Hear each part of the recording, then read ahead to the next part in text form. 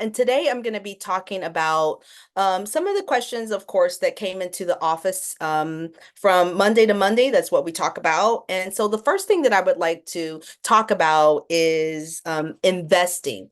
And so before I can actually talk about investing, I have to discuss what type of structures are good for your company if you think that you are going to either invest in another company or if you're going to start a company and then invest in that company. So let me just say that the corporation structure, the oldest structure that we have, definitely in this country and in a lot of other countries, will allow you to simply buy shares in another company.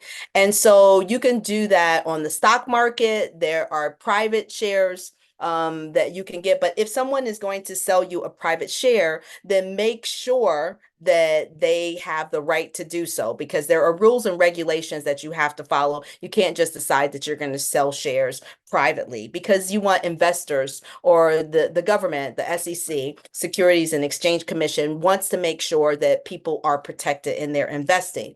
But you can also have an investor that is a silent investor.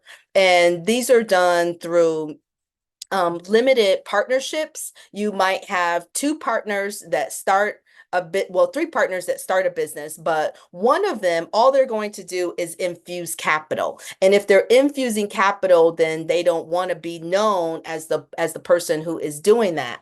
And so you have to have at least one general partner that is the name of the company. And we talked about the Corporate Transparency Act, and that one person will for sure be the person who's filling out all of the paperwork. Now, even as I say all of the paperwork, I don't necessarily mean the agent, because an agent of a company can be anyone. Like Till Firms, we're the agent for many companies. What does that mean, Demetrius? That means that when it's time for the annual report and for filings or for any lawsuits, that it has to come to us. And you can't, or somebody else, if they decided to sue you, then they can't sue your company, not you. And that's not going to happen. But if they decided to, they can't, try to sue you if you're not the agent of the company. They would have to find us in Illinois and the Secretary of State and find out who the agent is and serve the company at the agency address. By the way, it's one of the ways that you can avoid service if people don't know who the agent is, and then of course, more advanced structuring in that way. But I want to talk about, like, if you have a company and I mean, the name of the game, right, is to make a profit. And a lot of times what people want to do to make profit is and this is totally not your fault, is to borrow money. Because once you have a company and you're doing well, then you can borrow. And if you are deciding that you are going to borrow money, you really have to assess how are you going to pay that money back? Because there are terms that come with borrowing money, of course.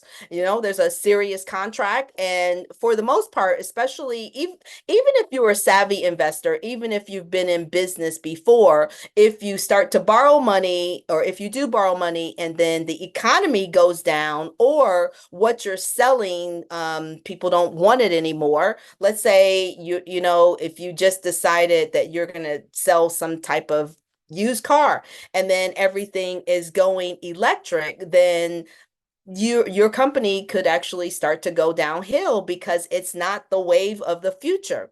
Now, if that happens and you have borrowed money, then you might not be able to pay it back. And if you cannot pay it back, well, first of all, even before you borrow the money, they're going to want you as the individual to be the guarantor, or the guarantee. Yeah, you're going to be the guarantor, but you are going to guarantee that the company will pay the money back. So what if the company doesn't have the money to pay it back? Well, just like a co-signer, right? They are coming after you. I'm saying they, but let's say it's a bank. So you borrow from a bank, you're a small business, so you go through the SBA, and the SBA guarantees that this money is going to pay. They're going to guarantee the bank that the bank is going to get their money if they can't get it from you. And so then you, as the guarantor, is going to be on the hook. You're going to be on the hook if your company can't pay. So these are very, very unfortunate situations. So you just want to be careful that you don't borrow more than you can foresee your company being able to pay back, and the amounts that you'll have to pay back. So you want to be for sure, like, what's going to be the rate of payment, what are the payments going to be every month. Is it a fixed rate, or is it a variable rate? Like, is it going to change? Because if you think, oh, I'm okay paying $600 back a month, and then the rates change and it actually goes up to 700, then that means that's an extra $100 that you're going to have to make. And if it was already tough to make that $600, then it's going to be even tougher, obviously, to make an extra $100, so that it's a $700 payment. So be very careful about doing that. But what if it does happen? What if it happens? What if you need the money, you borrow the money, and then you really can't pay the money back? Well, there is a restructuring of loans. And when you restructure a loan, you are going to, try to convince the loaner, or the bank, that, maybe you can pay more on the back end than you were necessarily deciding to do. And what that means is, like, for January, February, March, April, you would ask, can I cut the payment in half? And then if it's not due until 2026, can I, stretch it out a little bit so that it's going to go into 2027? So that's a restructure of the loan. You could also ask the bank if there's any way you can just have a settlement.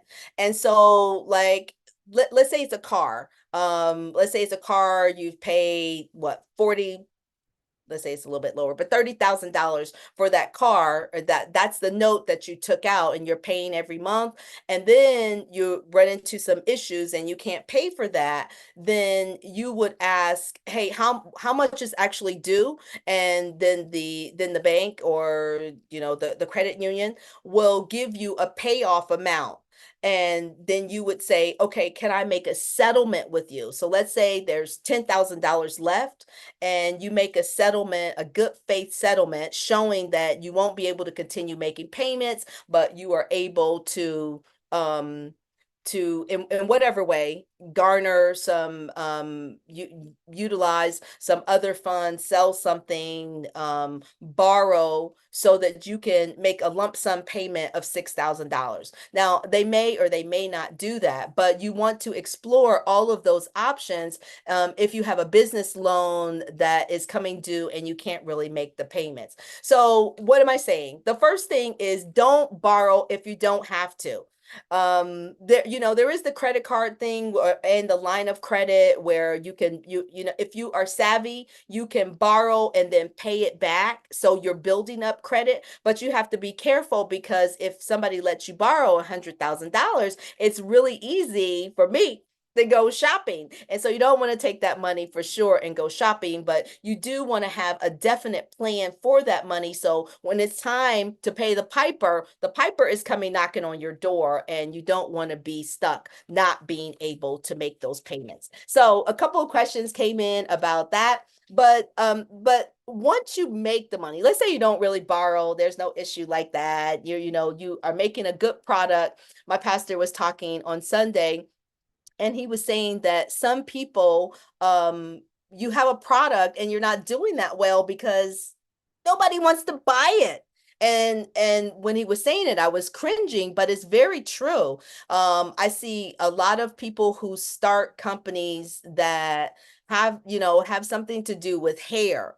And let me just say, like, hair is important. Hair is really important for Black women. Like, I really try to understand, why is hair so important? Where did this come from? I mean, this has nothing to do with anything that I thought I was going to talk about, but Black women and hair, it's always been this comparison between, I think, maybe our counterparts, and their hair is of a different texture than our hair, and so we are always trying to figure out how to make it look more like what we think is beautiful, what society has told us is beautiful, but more so, especially in 2024, Black women, with all types of hair textures, are really, really embracing it. And I think it doesn't have to be just Black women. It needs to be everyone,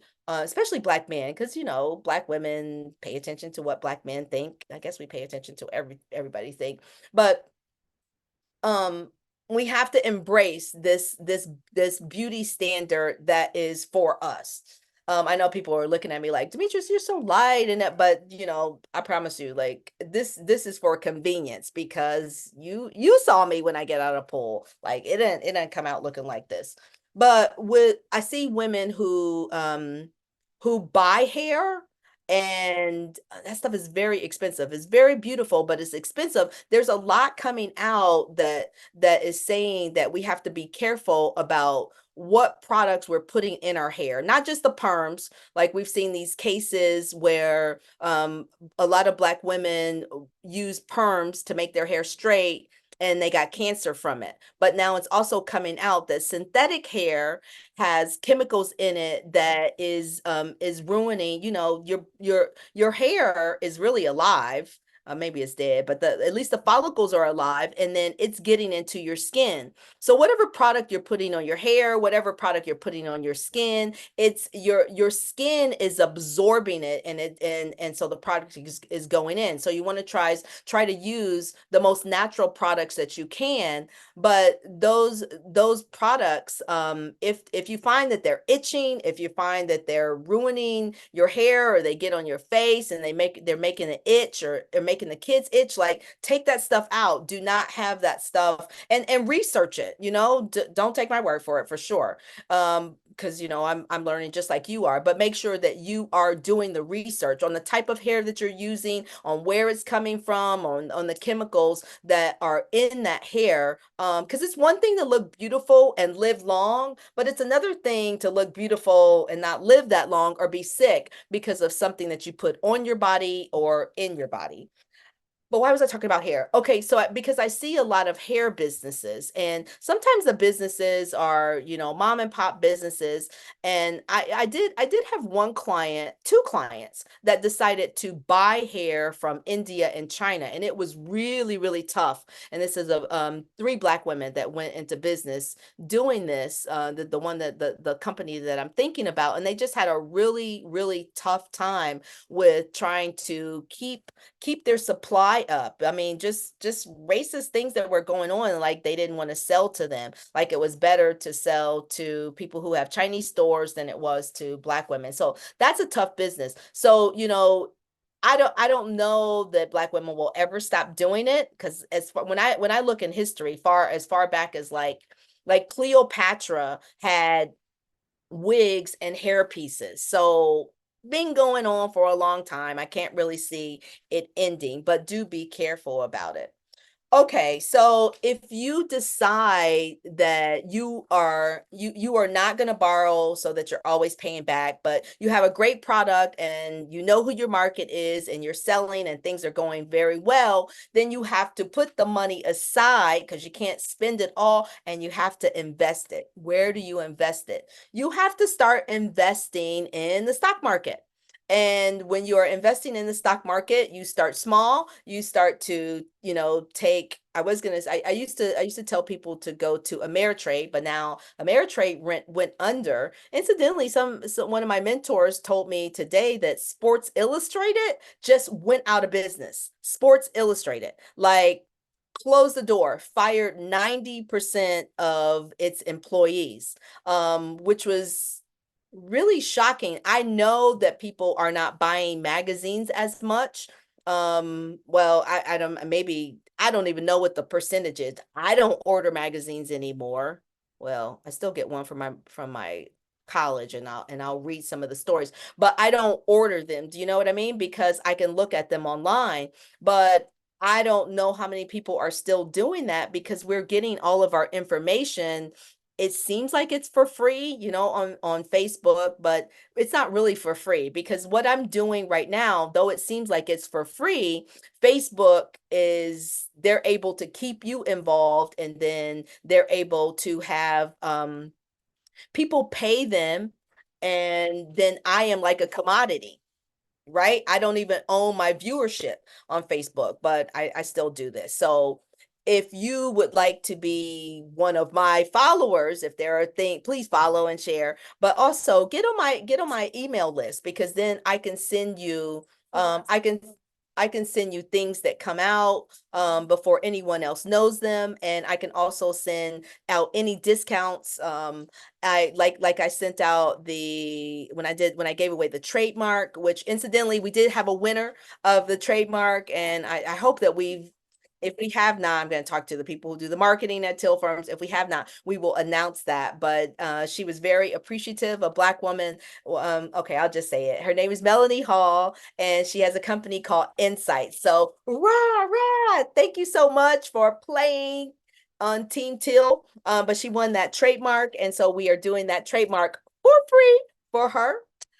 The other thing that I wanted to talk to you about was trademark infringement. So this goes right into building up a brand that gets recognized and everybody loves it. But when everybody loves it, that means everybody's going to try to copy it. And this doesn't just apply to trademark. This applies to patents. This applies to copyrights. And so if it's you have to protect it. You have to protect things that you're writing, even pictures, right? If you take a beautiful picture and you put it on the internet, someone who likes that kind of thing that you're taking pictures of, you take pictures of birds, whatever it is, then that picture of that bird is going to show up. So it's best just to get it copywritten. Copyrights do not cost that much, but remember, copyrights are for your books, copyrights are for pictures, copyrights are for artwork. And so you want to make sure that those are protected, your trademarks, your names, your logos, and things like that. Once, you can't wait and say, oh, now I'm a household brand, I'm doing really well, now I'm going to trademark. Why? Because people may have already started to use that name, those colors, that brand, and it's going to be too late because it's saturated, right? So the USPTO, the United States Patent and Trademark Office, is going to say, yeah, we can't even allow you to own that because too many people have it. At the same time, you might have some common law rights if you can prove that you were using that first in commerce. I did get a question. I did this little reel. I like my reels, but I did this little reel and I talked about what we do at Till Firms. And I was like, trademarks, contract law, and corporations. I was looking for a little picture on corporations and I couldn't find it. So there was a B corporation. So then I got a question, what is a B corporation? And a B corporation it's kind of like a for-profit corporation that acts a little bit like a nonprofit corporation. What are you talking about, Demitrus? So for-profit corporations are just that. You exist in a for-profit corporation to make a profit for your shareholders. That's it. When you have a B corporation, you exist for the betterment of some mission. And your and so in your bylaws, you tell your corporate members, your shareholders, that it's more for the mission, or it's like a mix of the mission and the profit. And so I'm not saying that your shareholders will be like, okay, so you don't have to make as much money. They're still going to look for that corporation to make money because that's why they invest. But some people may invest just because you are a B corporation. And so you have to go through a little bit extra to apply to be a B corporation. So it costs a little bit more. But say I'm an investor and I only want to do business with people who are, or companies that are conscious of the environment, that are conscious of civil rights and diversity, that want to protect animals, that I'm going to actually look. And with a B corporation, you can show up on many different sites where investors are looking to put their money in something that makes them feel good, right? So people don't always invest in your company. They don't always buy from you just because you have the best product, because there's just a lot of good products. I mean, take it from me, with lawyers, there's a lot of really good lawyers, and people don't always buy from till firms, or retain till firms just because we're good lawyers. Sometimes they buy from till firms because they know my background. They know that, truth and honesty are like a way of my life. Like, no joke about it. Like, I believe in the Lord Jesus Christ. I practice Christianity. Yes, I listen to a little bit of Tupac every now and then. But I am very serious about making sure that people get their money's worth.